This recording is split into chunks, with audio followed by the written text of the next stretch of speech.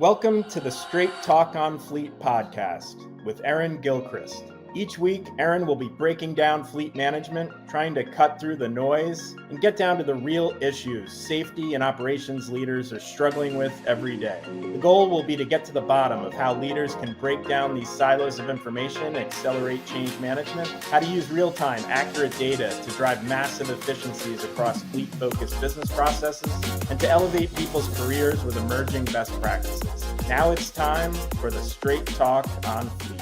Hello again, Fleet community. We're back for another episode of the Straight Talk on Fleet. I am Erin Gilchrist-Drug, VP of Fleet Evangelism at IntelliShift.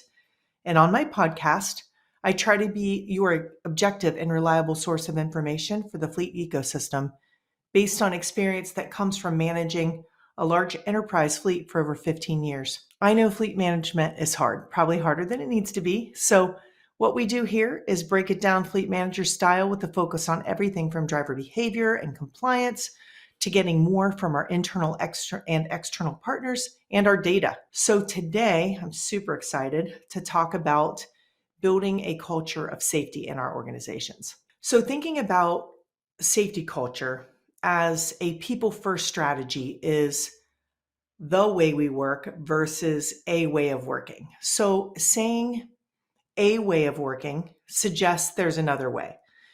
So if you're building culture, stay aligned with the path of the way we work as an approach to keep your entire organization beating to the tune of the same drum. And that's what culture is all about.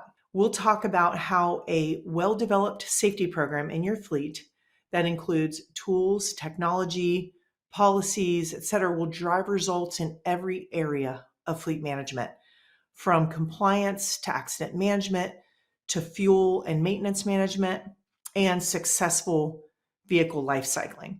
So how is culture defined at a workplace? So workplace culture is the overall sort of character of your business. It's often unique to your organization. It can include elements such as business values, beliefs, goals, behaviors, attitudes, and work practices. And so when I go to interview for a job or join a board or get involved in anything new with an organization, I ask this question of the organization. So if your company culture were a person, how would you describe this person? How would you describe their character? Is this someone you admire?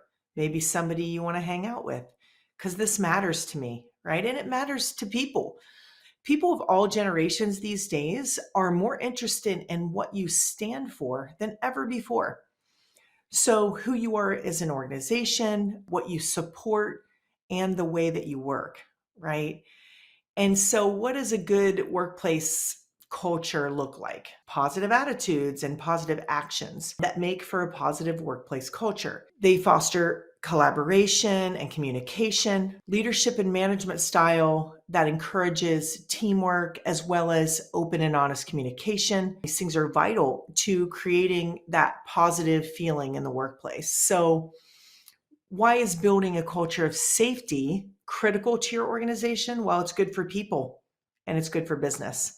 It affects trust, retention, respect, productivity, cost. There are challenges to this way of thinking and implementing this type of change in your workplace, right? People are working remotely. It's difficult these days to find drivers and operators. There's inflation. There's delays in the supply chain affecting everything we do. But the one thing, no matter the circumstances, that we can never, ever sacrifice on is safety. The impacts on your business when you put people and safety first are monumental and completely game-changing, right? So that's a little bit about culture. Let's talk about safety culture from this idea, again, of this, the way we work, right? It really starts with the leader of the organization, the C-suite, and trickles down to every fiber of being in your organization. So in my past, I was part of a team that did safety audits in distribution centers across the organization where I worked. And the only reason that these audits worked, and just think about this structure because it's kind of how you can build this culture or build projects that are successful. So the only reasons that this audit worked was major lasting improvements happened because the leader of this team, who is still a friend of mine and a mentor to me today, built a process that started with every brand leader or leaders being included and educated on the entire process from the very start to finish, right? The development of the business case, the communication to the distribution centers, the timeline and actual process that we would be using, the physical audits and who would be involved in them, what they would look like, how they would feel, reporting out to the distribution center leadership and teams, the feedback loop to the parent organization, and then on what needed to be improved, right? How and when the improvements would happen, how we would know that they did, and finally, the original brand leadership from the top down being accountable and responsible for ensuring that the process of ongoing audits, follow-up, and compliance happened sort of now and forever, right? So that's how it's supposed to work, right? Safety culture in your organizations works exactly the same way. So here are 6 steps to building an effective safety culture. So the first step is top-down leadership. This top-down leadership approach, like the example I just talked about, this is an absolute deal breaker, non-negotiable for your organization. The message and program that you develop should be communicated by and executed on by senior leaders from the beginning and ongoing forever and ever. Amen. Second step, hire right. I know that this is a tough topic in our current environment. However, things that are easy rarely bear the same kind of fruit than things that are hard. That's how I look at it. So background checks, MVRs, initial and ongoing, drug screens, medical exams, and medical cards required prior to hire. That's tricky, right? If you can't find these qualified people, maybe it's just investing in this on their behalf with passing as a hiring contingency, right? And then as part of your hire right strategy, think about a pay structure and job code that fits with hiring professional drivers or hiring good drivers that you'll turn into professional drivers, which means you need to pay them fairly and treat them like superstars. So one example of this is, in a prior life, I managed a fleet where we had technicians who were highly skilled laborers, right? Lots of training, very technical job, and they were paid well. They were treated great. Their position was celebrated in our organization because they were the face of the organization, coming to our ultimate customer's home and providing a very important service that they were extremely well positioned to do in a perfect way, in a great way, in a way that reflected the integrity and success of the organization. And so then we had another full set of drivers who were driving distribution vehicles, and they were bringing materials to customers on that side of the business, to our store locations where these materials would be used by technicians, to our warehouses. And while these drivers were an integral part of the organization, the difference is there wasn't that kind of hiring them right from the beginning, right? Creating those job codes and that pay structure to attract the kind of drivers that we could have better success with, better retention with, and certainly who were more experienced. But again, not easy, right? This isn't easy for any organization. So what I would encourage you to do is, again, if you can hire the professional driver, great. If you can't and you can hire good drivers that you can turn into that professional driver, invest in those things that are going to set them up to win. And then once you get them, treat them like gold, right? Because they are so important to your organization and they can make or break your safety record, your reputation, right? They're driving a lot of miles. So again, those critical steps in the hiring right process. Number 3, create a safety committee. If you think about who might be in your safety committee, of course, fleet and risk, right? Legal, finance, human resources, definitely field operations leaders, drivers, we'll talk about that in a minute, and have an executive sponsor. And in service organizations, that's likely the COO. Okay. So somebody in a C-suite that is your sponsor. And why do you want an executive sponsor? This will help streamline presentations that you want to give, approvals that you need on things. This executive sponsor can get you into the right meetings with the right people. So you can present yourself. They can do it on your behalf. You can bring committee members along depending on the content. So really important part of your safety committee. And then the safety committee's role is to steer the organization in all things safety, policy, tools, technology, ongoing progress, job safety analyses, name it. And when there are like uber fleet focused things like vehicle selection and upfitting and such that are critical to safety, these are things that you as a fleet leader will likely do with your external partners and then present these back to your committee once, fully baked. And one component of the committee to think about really is your field leadership teams. I mentioned drivers and operators. Like that steering committee isn't always going to include, maybe it's monthly meetings that you're having. That's not always going to include drivers and operators. But one thing that I did in my past that worked really well was I would a couple of times a year budget to do the safety committee meetings out in the field. So imagine, you're in Boston.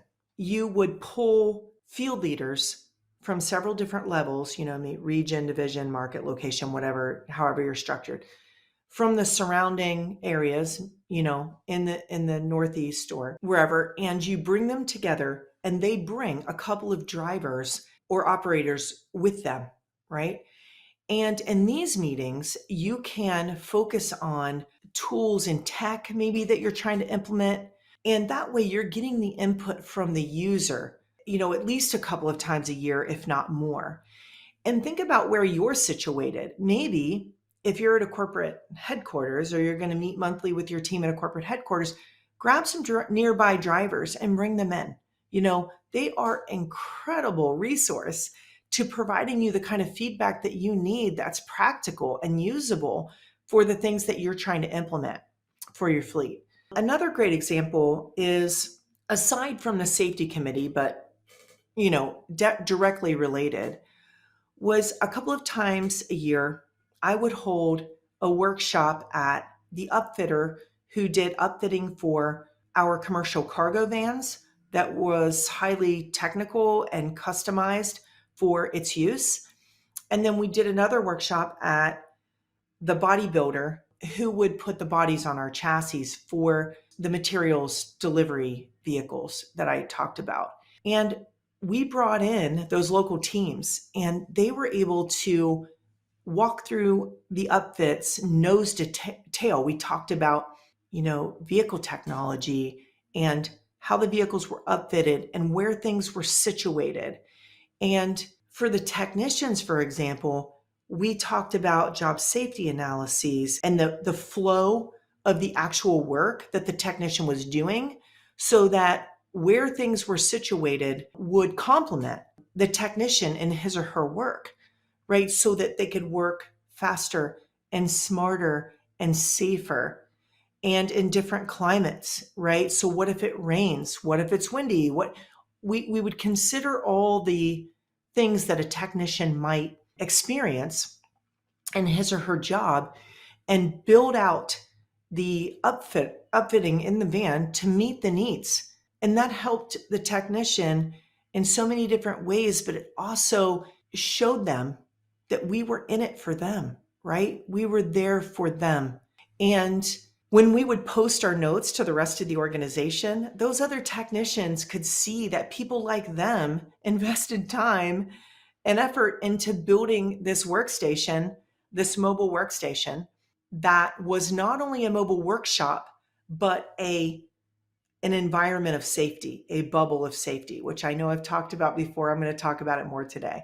But whether it was the distribution vehicle, making it easier for the driver to pull materials in and out of the body in a safe and efficient way, we talked about everything.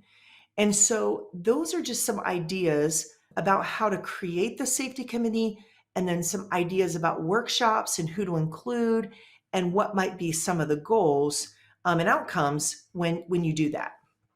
Okay, number 4 on the list of 6 here is investing in your people. There's no great safety culture or company culture that isn't all about the people. Right. So as it relates to what we do, initial and ongoing training is so critical. Initial training to set the driver or operator up to win from the get-go. That will reap benefits and rewards for ages for your company. It also shows the driver, again, what's in it for them, that we care, that we want to give them the training that they need so they can be successful in whatever way they're going to drive or operate in whatever type of vehicle. And then the ongoing training, consistent ongoing training in modules with different themes relative to what they're doing and relative to what all drivers experience on the road. And then additional coaching and training when a driver is struggling in a certain area, right? And we'll talk about that a little bit more when we dig into tools and tech. So the second part of investing in your people is driver leaderboards, scorecards, so that everyone's accountable. So you think about giving drivers what they need, leaders what they need, so that everyone top down in the organization can be involved in the results and dig in and help and make changes and grow and change all along. But they are built with pointed and actionable insights for all levels of the organization and the leadership, but especially for drivers, so you can get consistent, accurate information, scoring that's prioritized for your unique business needs, with coaching and gamification. Create a little friendly competition if that works for your organization. So driver scorecards that are built intuitively and technically with safety as a top priority, but this will certainly affect and serve in every other area of your fleet operation. And I'll continue to say that as we go here. Scorecards as part of an integrated mobile app for your workforce, complete with other safety components like inspections and then operator safety modules. And I've talked about scorecards a lot, and I've talked about them in previous podcasts. We'll talk about them forever, but they should be inclusive of all compliance and safety items. Overall safe driving scores, distracted driving components, fueling behaviors like idling, for example, preventative maintenance, because that ties directly to safety, everything does. And of course, inspections as a fundamental and foundational first step in every day of a professional driver. I talk about that in episode 8 if you want to give that a listen, but it's just incredibly critical. I could spend the rest of today on that, but we did that. Please listen, because there's a way to do it that's easy and that will enhance compliance. And there's just so many benefits to those accurate and digital inspections as again, the first step in every day of a professional driver. So investing in your people, we said initial and ongoing training, driver and leaderboards and scorecards, right? So everyone's accountable, a consistent approach to policy compliance and effective coaching. Consistency is key, for fairness, for liability purposes, for compliance, for buy-in. It's the right thing to do. So, again, lots of ways to look at that. But when you have the right tools and tech, it makes this consistent approach to policy compliance easier and more effective. Okay, so show your organization and your leaders what's in it for them, right? That's key. But your drivers, they're the hardest group to convince. They have a lot on their plate.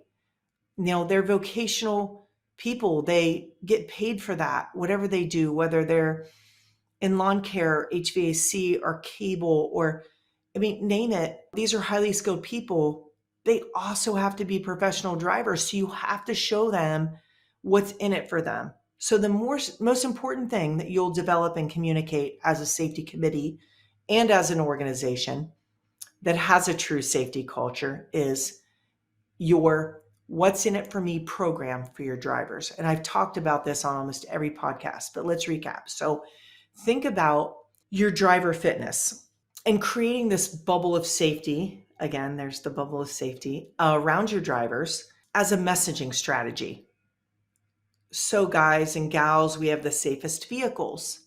They're upfitted for fit and function as well as comfort and efficiency.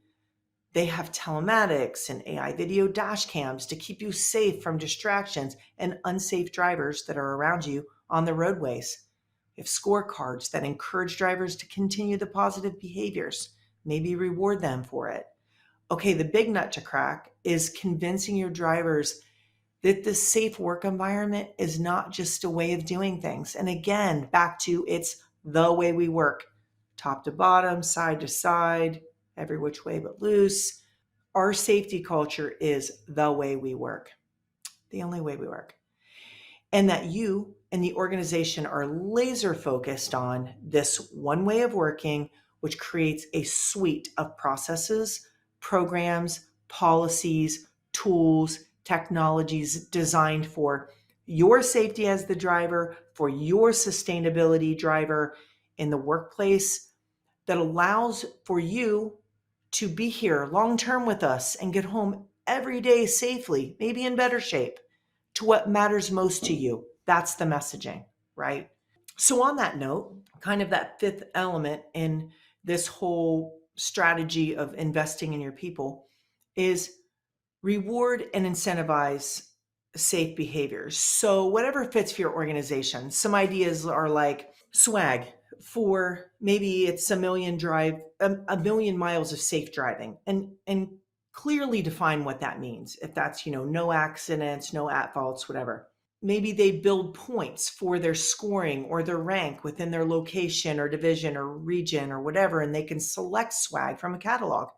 For example, maybe the location with the safest scores overall. Think drivers, facilities that are well cared for, get a party or something like that. There's lots of creative ways to think about how to, do recognition and incentives the right way. But, again, customize it for your organization, whatever works for you, but it's a great strategy. Okay, number 5, investing in the right tools and tech. So we talked about the bubble of safety around your driver, this environment, so they can easily be a professional driver while they are focused on their vocation. It starts with vehicle selection.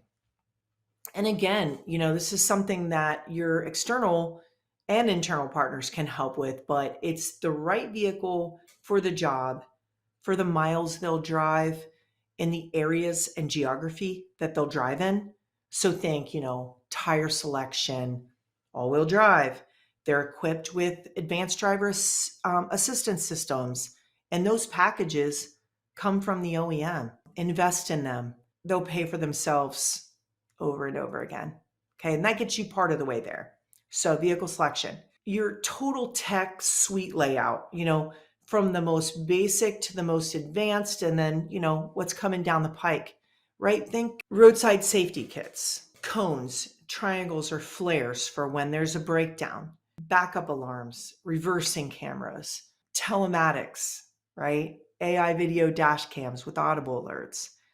Listen to episode 9 on AI video dash cams. It's such a great learning tool. You start on day 1, and in this AI video, this AI technology, it learns about you, your drivers, your business. So it's an excellent investment. Again, listen to episode 9 where I talk about AI video dash cams. But again, this total technology suite layout for whatever works for your business, but all those things are great investments. A fleet intelligence partner and tool. So think big data and predictive analytics, dashboards customizable for your business, which we talked about a little bit, but Again, providing those key insights day to day for your business, for safety at the helm, and then all the other things that are, related to safety, inspections and maintenance, and all the things you need to know on a day-to-day basis to safely operate your fleet and efficiently operate your fleet. They're predictive and proactive in nature, right? That is really the key, and that is now. The key here is AI that learns as it goes and helps to identify behaviors or combinations of behaviors that are indicative of your next accident so you can prevent it before it happens.